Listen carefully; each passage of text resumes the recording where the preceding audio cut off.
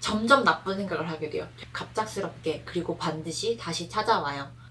그리고 우울증에 걸렸을 때 반드시 피해야 되는 인간 유형은 사실 행복한 인생이 온다고는 말하지 못하겠어요. 안녕하세요 여러분, 체리입니다.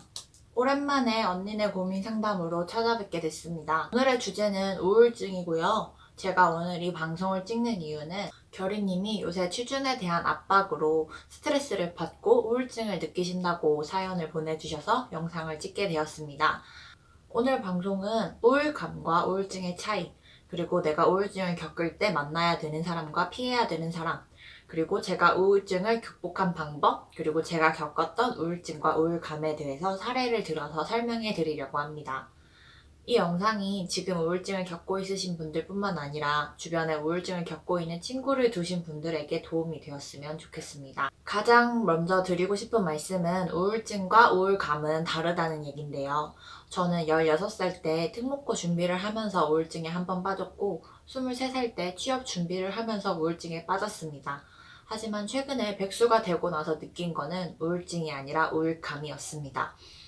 우울증과 우울감은 분명히 다른 감정인데요. 그냥 우울하다라는 느낌만으로는 우울증이 될 수 없어요.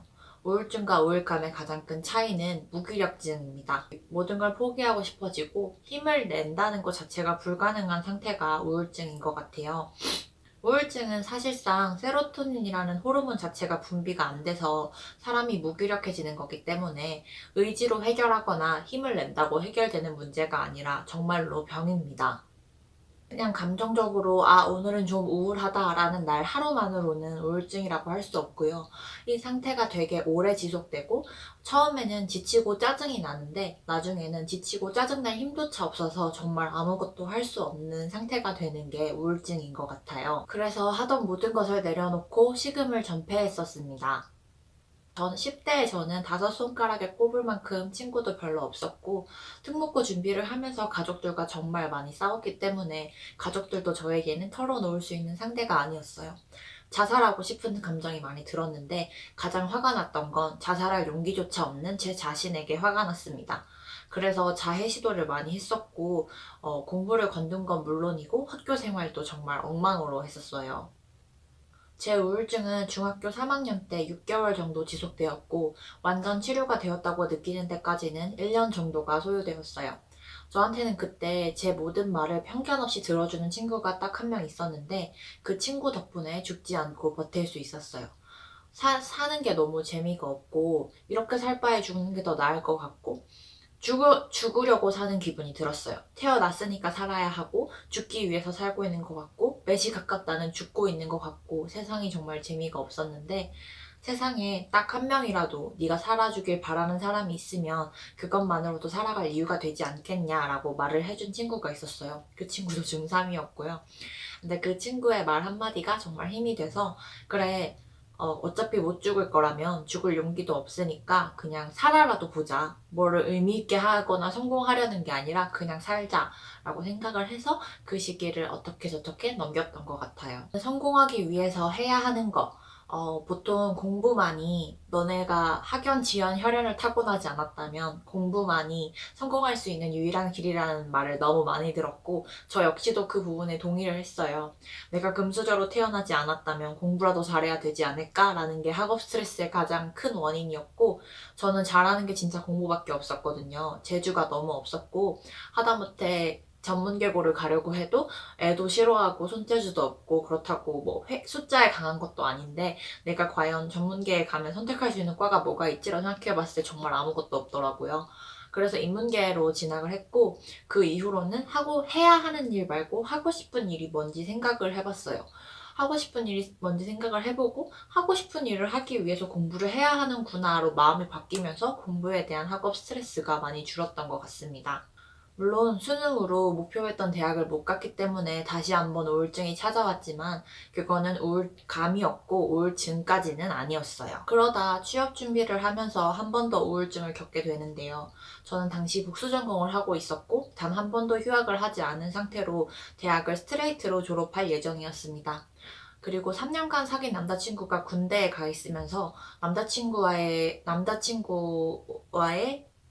대인관계에서 오는 불안감과 취업 준비에 대한 스트레스로 다시 한번 우울증을 겪게 되었어요.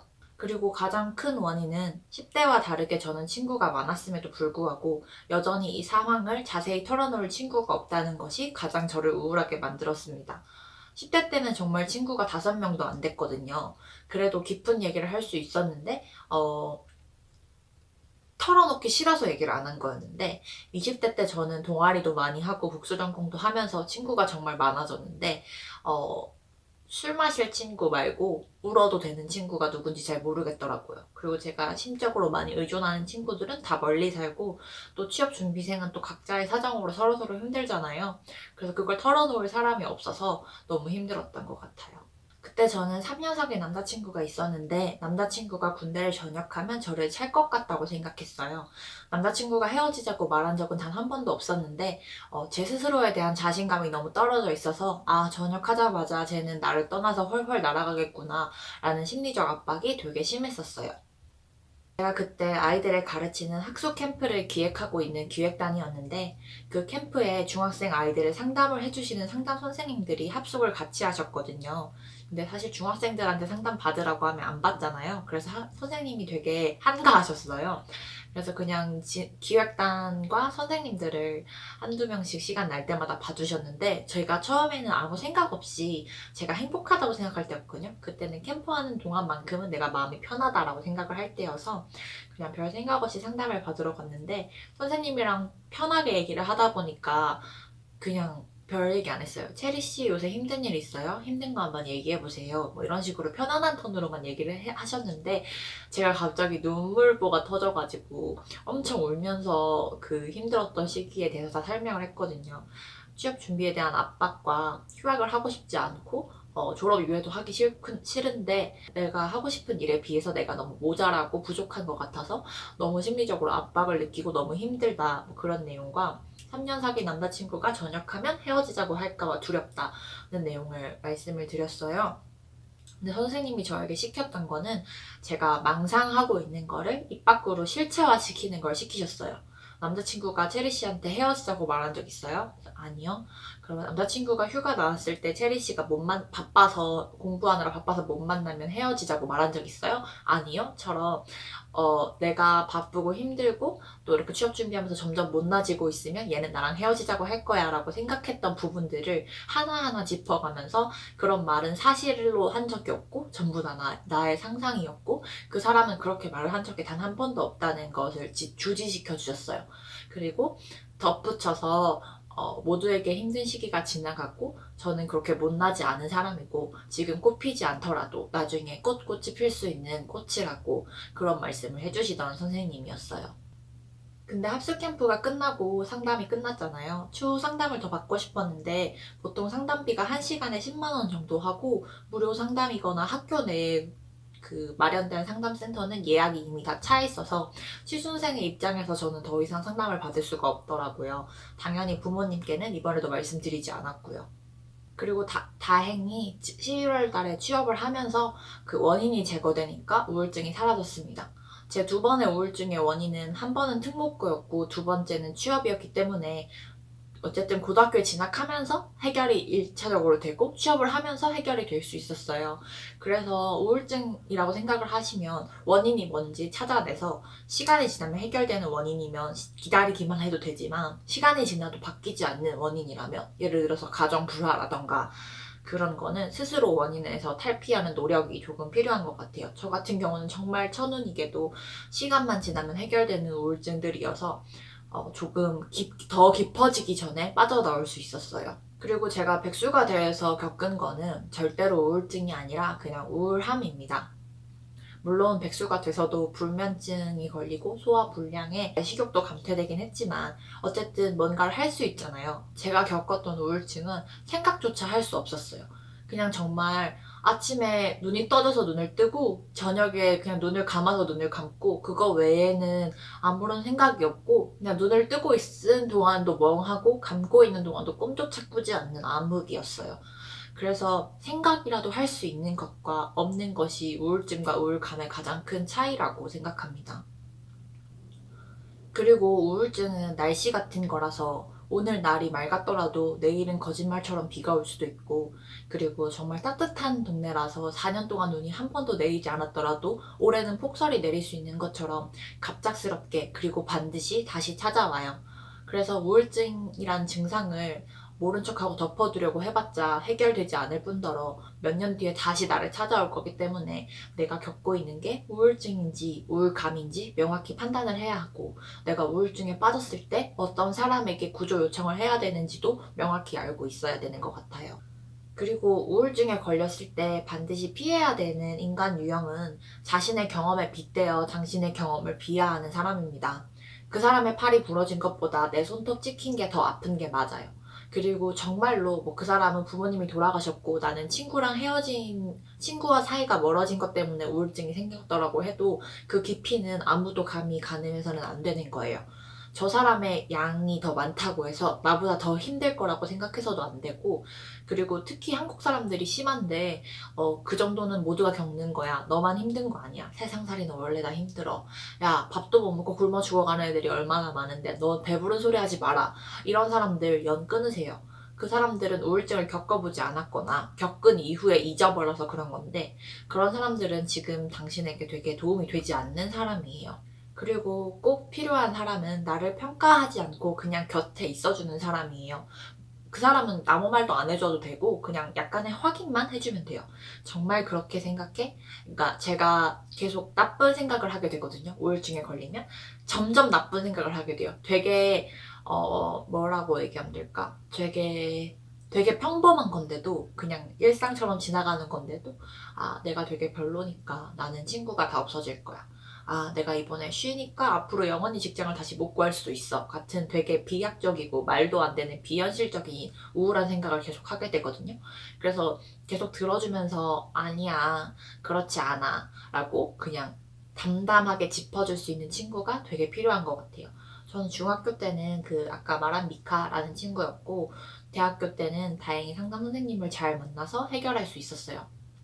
그런데 어렸을 때 저처럼 친구가 없거나 혹은 상담 선생님이 비싸서 비용적으로 만나지 못하더라도 의사 선생님에게 꼭 한 번쯤은 진찰을 받아봤으면 좋겠어요. 왜냐하면 우울증은 감정이 아니라 병이기 때문이에요. 저는 우울증을 극복하고 나서도 때때로 혼자 있으면 우울감이 몰려오는 게 무서워서 일부러 밝은 사람인 척했어요. 아무래도 사람이 음침한 것보다는 밝을 때 주변에 사람이 많잖아요. 그래서 혼자 있는 게 싫어서 자꾸 더 밝은 성격인 척 하려고 했던 것 같아요.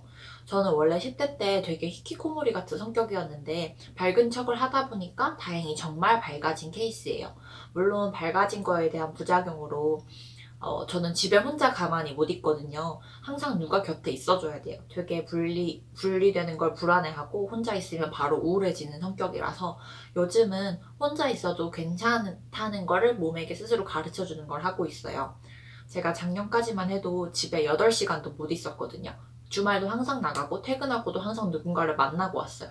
심지어 저는 혼자 살지 않아요. 룸메랑 같이 살고 있는데도 집에 거의 8시간도 안 있었어요. 잠자는 시간을 빼면은 일어나서 씻고 나가는 시간들만 집에 있었어요. 그런데 점점 룸메이트랑 시간을 보내면서 주말 하루는 집에서 보내기 이런 걸 하다가 지금 백수가 돼서는 1월, 2월을 합쳐서 집 근처에 편의점 가는 것도 안 되고 오직 집 안에서만 30일 보내기, 한 달에 15일만 나가기를 연습하고 있습니다. 그리고 우울증을 겪었을 때 들었던 많은 말들이 있는데 실질적으로 힘이 되었던 한마디는 결국 지나고 나서 이 또한 지나가리라라는 말밖에 없었던 것 같아요. 나머지 말들은 다 헐 좋은 소리들 뿐이고 그냥 듣기 좋은 소리 뿐이었고요. 정말 지나가긴 지나가더라고요. 저도 정말 벼랑 끝에 몰린 기분이 들었고 이렇게 죽는 게 더 나을 것 같다는 생각을 많이 했는데, 그 시간이 지나가고 나면은 사실 행복한 인생이 온다고는 말하지 못하겠어요. 하지만 적어도 우울하지 않은 삶이 며칠이라도 있더라고요. 그래서 이렇게 암흑 같고 껌껌한 세상만 즐기다 갔다면 조금 우울했을 것 같다. 너무 불행했을 것 같은 삶들이 많았는데 지금은 행복하진 않더라도 적어도 우울하진 않은 삶들로 지금 살아가고 있어서 저는 좋게 생각하고 있어요. 그리고 우울증에 걸렸는데 비용이 없어서 의사 선생님을 만나지 못할 수도 있잖아요. 그렇다면 진짜 꼭 3가지는 꼭 하셔야 되는 게, 첫째로 밥을 하루에 한 끼라도 꼭 드셔야 돼요. 둘째로 잠을 5시간 이상이라도 자야 돼요. 셋째로 햇빛을 하루에 30분 이상 꼭 봐야 해요. 그래서 불면증에 뒤척이다가 낮밤이 뒤바뀌고 끼니도 어제는 먹고 오늘은 안 먹고 이런 식으로 살다 보면 우울증이 나을래야 나을 수가 없어요. 우울증에 낫는 가장 좋은 건 규칙적인 생활과 꾸준한 영양 공급, 그리고 햇빛을 보는 거거든요. 그래서 친구를 만나도 좋지만 친구가 여력이 안 되면 혼자서라도 창가에 빛이 잘 드는 카페에 가서 30분이라도 낮에 밖을 나갔다 오는 거. 그게 제일 큰 효과가 있는 방법인 것 같아요. 그리고 절대로 우울할 때는 술을 드시지 마세요. 제가 술을 정말 좋아하는데 절대로 안 먹을 때가 우울할 때거든요. 술은 감정을 증폭시키는 작용을 해서 저는 행복할 때만 술을 마셔요. 우울하거나 힘들 때는 술을 절대 마시지 않고요. 웃을 일 있을 때만 술을 마시고 힘들 때는 절대 술을 안 마시고 있어요. 그리고 그게 습관이 되기 때문에 슬플 때마다 술을 찾게 되면 더 깊은 우울함에 빠질 수 있으니까 절대로 술은 드시면 안 됩니다. 사실 제가 전문가도 아니고 저는 병원에 간 것도 아니고 상담만 받은 거라서 아는 척하는 영상이 될 수도 있겠지만 제가 겪었던 진실한 얘기들로 말씀을 드렸고 누군가에게는 꼭 도움이 됐으면 좋겠습니다.